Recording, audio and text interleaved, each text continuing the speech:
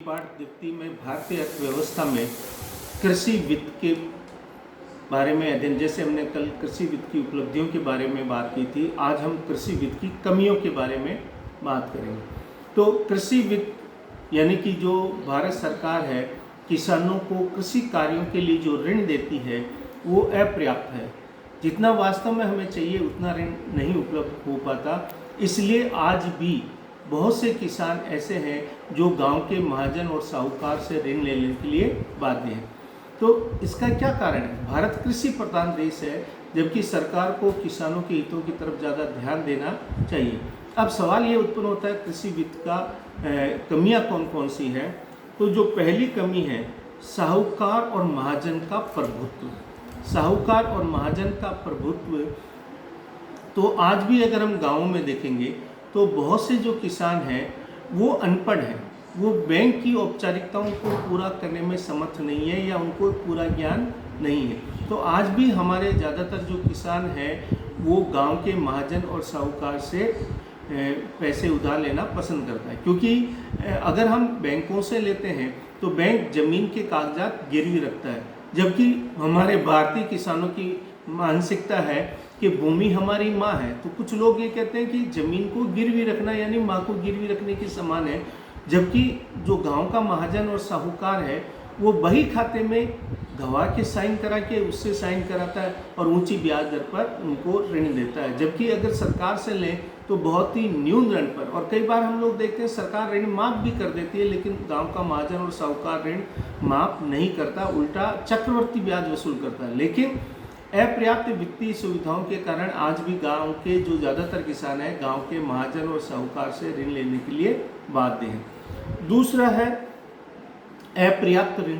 अपर्याप्त ऋण का तात्पर्य है कि वास्तव में जितने किसान को ऋण की आवश्यकता होती है बैंक उतना ऋण उपलब्ध कराने में समर्थ नहीं। समर्थ तो है, लेकिन जो किसान ऋण लेना चाहता है, मान लीजिए वो आधुनिक मशीनें लेना चाहता है, ट्रैक्टर लेना चाहता है, थ्रेसिंग मशीन लेना चाहता है या कुएं पर बोर करवाना चाहता है, तो उसके लिए अधिक की आवश्यकता, जबकि उसके पास इतनी भूमि नहीं है। तो बैंक जो ऋण देता है भूमि उसके पास कितनी है उसके आधार पर ऋण देता है।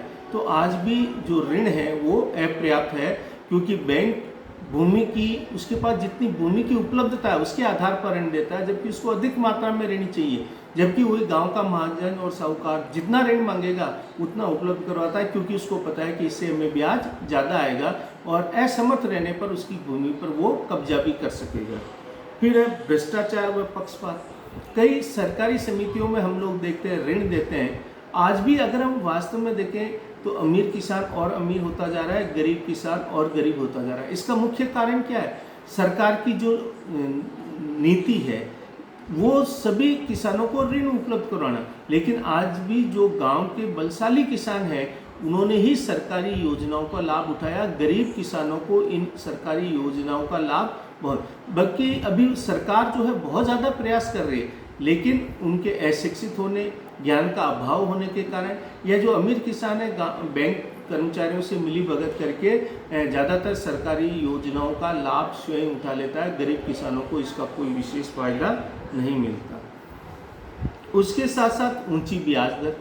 गांव का से महाजन से जो व्यापारी ऋण लेता है वो ब्याज दर बहुत ऊंची होती है, इससे भी किसानों को कई तरह की। फिर समय पर ऋण नहीं मिल पाना। जिस समय मान लीजिए किसान खेत में बुआई करता है उस समय ऋण की आवश्यकता होती है, लेकिन बैंक की औपचारिकता इतनी लंबी होती है कि ऋण देने में समय बहुत अधिक लगता है, जबकि किसानों को तुरंत ऋण की आवश्यकता होती है। तो गांव का महाजन के यहाँ रात को जाकर भी हम पैसे उधार ले सकते हैं, लेकिन बैंक का जो समय होगा उसी समय जाना होगा। बैंक की औपचारिकताएं जब तक पूरी नहीं होगी, वो होने के बाद वो ऋण उपलब्ध करवाया जाता है। तो किसान के सामने संकट आ जाता है कि अभी उसको बुआई करनी, उसको अभी धन की आवश्यकता है, लेकिन बैंक जो है उसमें समय लेता है। उसके साथ साथ ग्रामीण किसानों का हिस्सा बहुत ही कम है। आज भी हम देखते हैं कि जो गाँव में किसान हैं उनको वास्तव में जितने ऋण की आवश्यकता होती है वो ऋण उपलब्ध नहीं हो पाता। तो ये कृषि वित्त की प्रमुख समस्याएं हैं।